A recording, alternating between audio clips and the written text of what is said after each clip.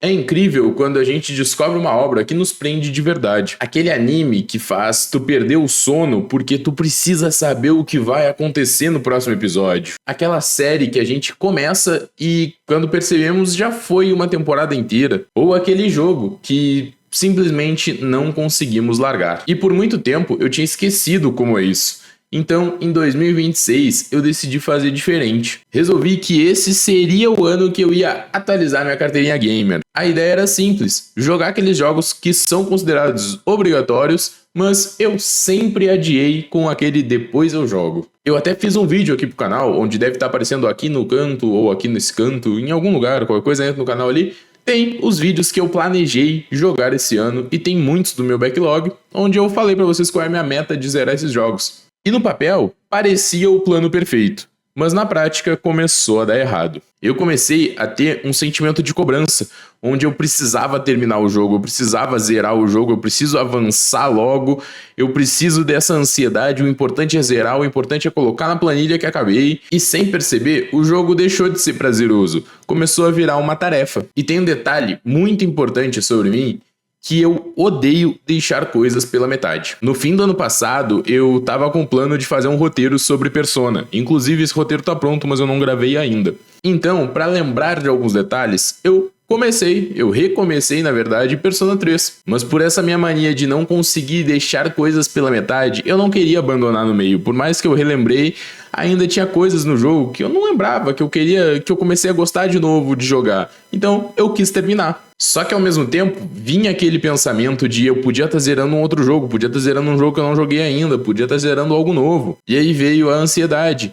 E eu amo Persona, mas pro final do jogo, lá pelas suas 70 horas de gameplay, eu tava sentindo que o jogo tava se estendendo demais. Como se a história estivesse demorando pra chegar no final, e isso não era culpa do jogo, era culpa da forma que eu tava jogando. E no meio de toda essa ansiedade, existe uma outra confissão que eu preciso fazer aqui e talvez muita gente me julgue. Eu tenho um relacionamento extremamente tóxico no mundo gamer, porque eu sou viciado no EAFC ou o FIFA, né, o antigo FIFA. Em média, eu tenho umas 300 horas de FIFA por ano. E o pior não é nem esse vício em si no FIFA, é a culpa que começou a vir junto. Porque nessa meta de atualizar a carteirinha gamer, jogar FIFA começou a fazer eu me sentir mal. Afinal, eu não estava sendo produtivo. Eu não estava avançando na lista, eu não estava zerando um clássico. Eu não estava evoluindo como gamer. Eu só estava jogando futebol virtual sem nenhum objetivo. E isso é muito louco, porque mostra que até o nosso lazer pode ser contaminado por essa lógica de desempenho que a gente tem em todos os aspectos da nossa vida.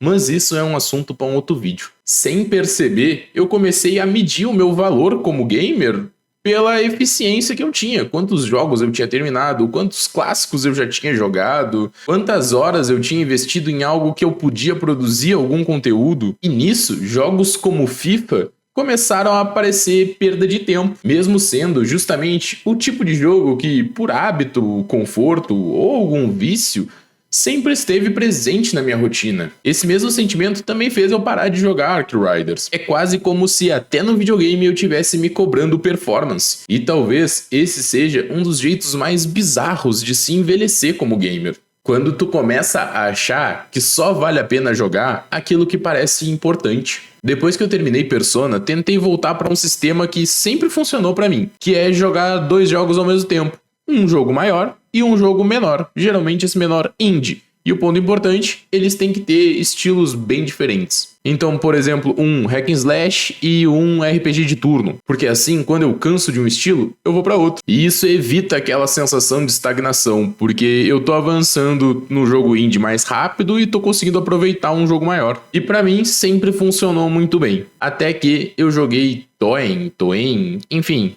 esse joguinho aqui. Ele quebrou esse padrão. Um jogo curto, simples, leve, mas extremamente cativante. A proposta é basicamente resolver alguns puzzles tirando fotografias, enquanto tu faz uma jornada em direção a um objetivo que é tirar uma foto da aurora boreal. É um jogo que eu demorei 6 horas para zerar e eu fiz praticamente tudo o DLC. Normalmente eu levaria em torno de uns 3 dias para terminar. Mas nesse caso eu terminei ele no mesmo dia, eu não queria parar de jogar ele. E eu não consegui sossegar até tirar aquela bendita foto no topo de um pico gelado. E ali já tinha algo diferente acontecendo. O segundo jogo e o verdadeiro motivo que me fez gravar esse vídeo foi Yakuza Like a Dragon. Foi nele que tudo mudou. Eu ainda não terminei. E pela primeira vez em muito tempo, eu não tô com pressa nenhuma para terminar. No meu planejamento, a ideia inicial era simples: jogar 2 jogos grandes, entre aspas, antes do lançamento de Pragmata. Afinal, Pragmata é um jogo que eu quero produzir conteúdo aqui para vocês, e como não tenho relevância para ganhar uma chave antecipada,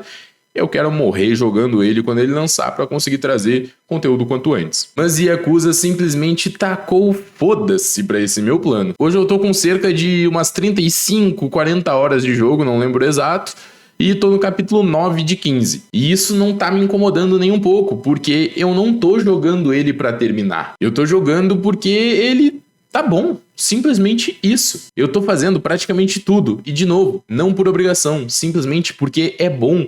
Eu tô fazendo missões secundárias, eu tô fazendo os minigames, eu tô fazendo atividades paralelas, tudo. E não pra fazer 100%, mas porque eu quero, porque tá gostoso de interagir naquele mundo. As atividades são boas, são divertidas, fazem tu sentir que tá dentro daquele mundo, que pertence àquilo. E o mais importante é que mesmo com cerca de 35 horas, o jogo continua me apresentando coisa nova. Gerenciar a Ichiban Empreendimentos até ela virar top 1 do ranking, correr de kart até ganhar todas as corridas, ajudar o senhor masoquista a voltar a sentir dor, ter um date com um fantasma. Tudo funciona, tudo é interessante, tudo parece ter um propósito que eu quero conhecer aquela história. Mesmo sendo completamente absurdo, fazia tempo que eu não me sentia assim. Aquela vontade de jogar sem pressa, de curtir a experiência do jogo com calma, sem checklist, sem meta, só jogar. A única ansiedade que esse jogo me gera é que eu quero saber qual é a evolução dele pro Infinite Wealth, que é o próximo Yakuza. O jogo diz que eu tenho por volta de 40 horas, mas eu nem senti isso. E isso diz mais sobre o jogo do que qualquer review que eu poderia fazer. No fim, esse vídeo não é sobre Yakuza, nem sobre Toyn, nem sobre Persona, muito menos sobre FIFA. Ele é sobre lembrar o porquê a gente joga videogame. Porque no meio de listas, metas, backlogs e lançamentos,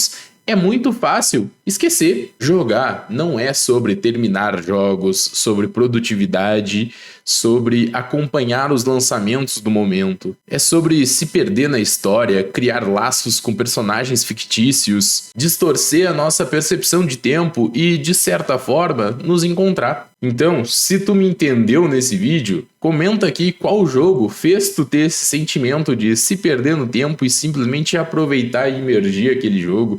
Eu quero conhecer mais vocês e também quero uma recomendação de jogo. Muito obrigado por ficarem comigo até aqui. Se puderem, deixem aquele like que me ajuda demais. Se inscrevam no canal e valeu, falou e até o próximo vídeo.